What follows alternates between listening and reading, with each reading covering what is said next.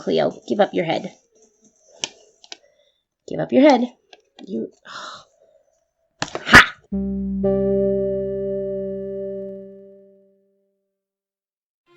Hello, hello, my fishies. It's Kat from the Fire Tuna Club. It's time for another doll repaint at long last. Just to let you know, this one was completed around November 2019 as part of a witch collab hosted by the wonderful, if I get this wrong, I'm so sorry, Kolsamowski dolls. I made Irma, but before we get into how I did it, I need to explain my hybrid shenanigans to achieve this look. As part of Kuro's challenge collab, I made Ionia for my video game series, Iota Fantasy Online. I decapitated a Cleo for Ionia's head, and body snatched of Spectra's corpse to complete her. I hid the head to prevent identification, and Frankenstein Howleen's head to Cleo's body, and sent the rest of Howleen to Instagram user Under the Willow Customs to dispose of for my own safety. If you're still following me, you now know the makeup of Irma's body. Let's get into the nitty-gritty of how to perform some plastic surgery to evade jail time. My favorite doll dismemberment tool when you're not trying to preserve the hair is a blow dryer. If you're trying to preserve the hair, you'll want to use hot water. Get all the heads removed from all the bodies. And then you'll want to go ahead and cut off all the hair. Use tweezers, flathead screwdriver, needle nose pliers to remove all the plugs from the inside of the head, and go ahead and acetone off the factory face-up. Since Irma is human, I did cut off Howleen's ears off camera. I gave the head a good wash in some warm water to remove any trace chemicals, and before I started the face-up, I made a wig cap. If you want to follow a great tutorial on how to make wigs for your dolls, check out Mazekito's channel.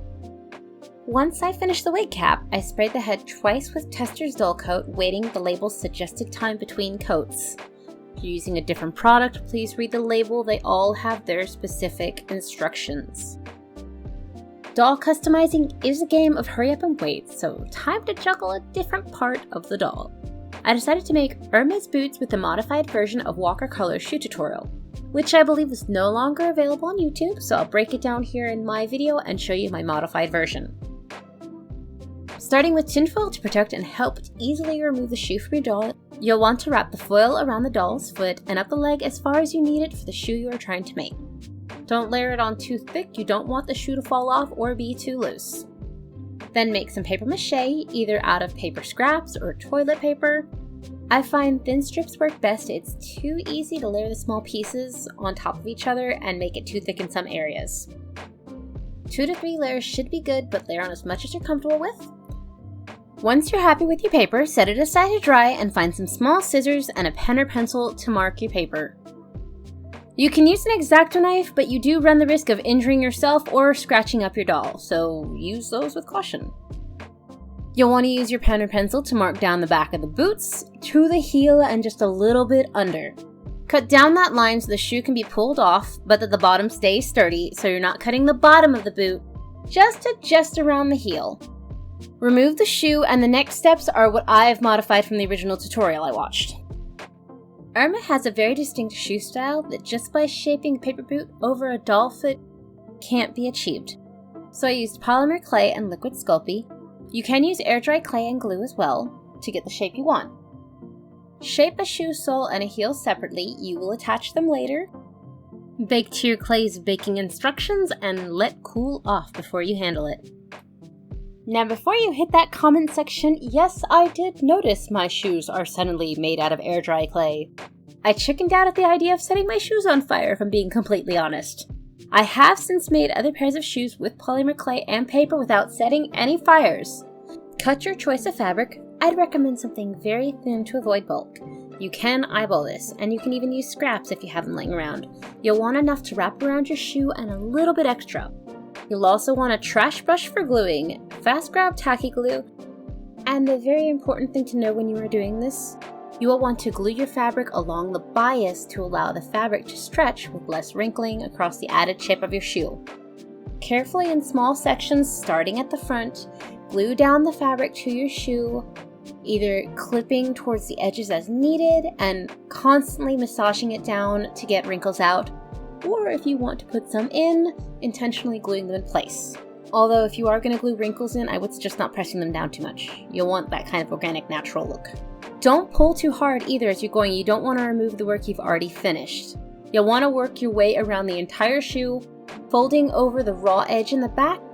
You can leave it raw because you are slathering it in glue, but I find a nice folded edge is a little bit neater at the end.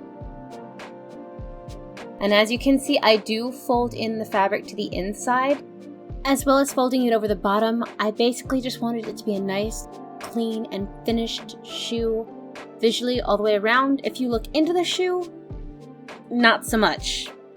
But from the outside, looks great. At this point is when I realize, as I'm editing, my handy dandy Superman glue E6000 does do a great job of sticking the heel to the shoe. Hindsight is 20/20, and I figure I'll save you the trouble. Paint the sole of your shoe first and then use that Superman glue to attach it to your shoe. And if you're like me, you see that spot right there? Don't worry, glue will fix that too.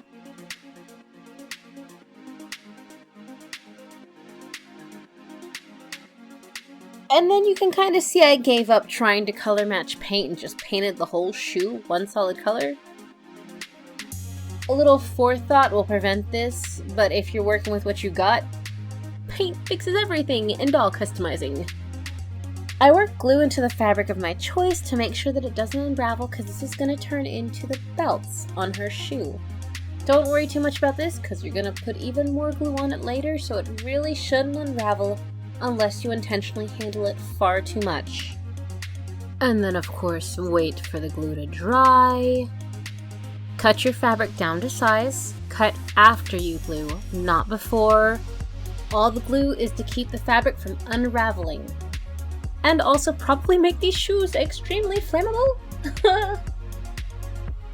As before, I start by tucking it into the shoe for neatness, glue around the shoe, and snip off the ends to match my reference image. And out of paranoia of fraying and to see if I can get a flammable caution warning on these shoes, I fray checked the ends that I had just cut.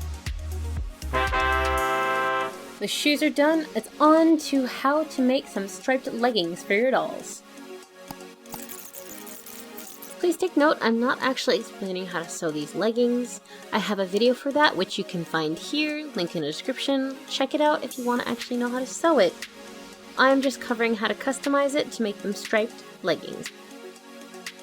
Your first step will be to measure the visible work area. This is different with every pattern, but it's the area that will be seen once the garment is sewn. For my leggings, it was 5.5 inches.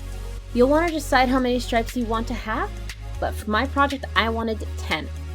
Divide your visible distance by your desired number of stripes and make note of that number.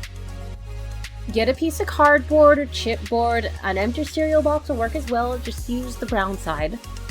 Begin marking your box with a straight line. Measure the full length of your pattern down. Draw another line parallel to the first. You'll want to make your seam allowance lines marked in there. Something I forgot. You'll want to mark your stripe distances starting from those seam allowance marks.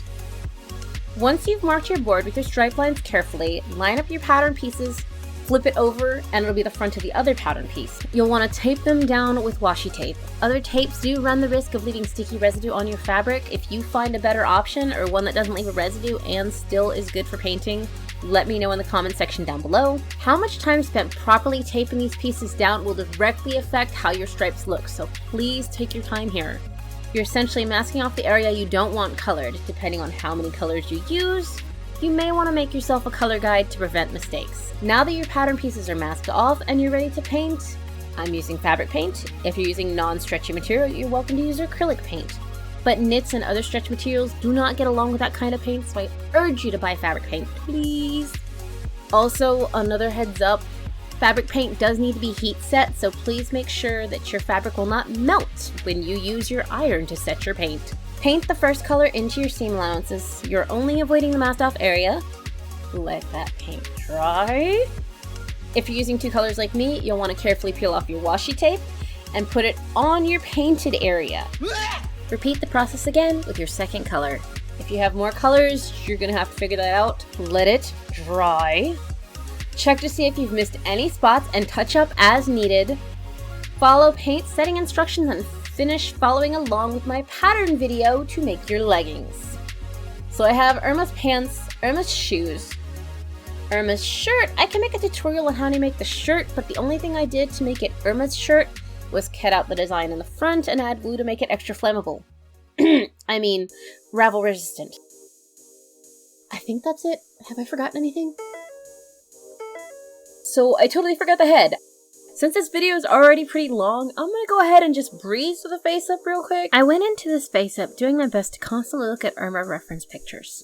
She's one of the few fully human, properly proportioned repaints in regards to the source material I've ever done.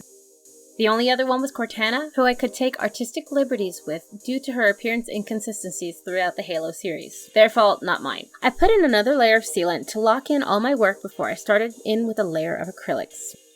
I was also trying very hard not to give her googly eyes.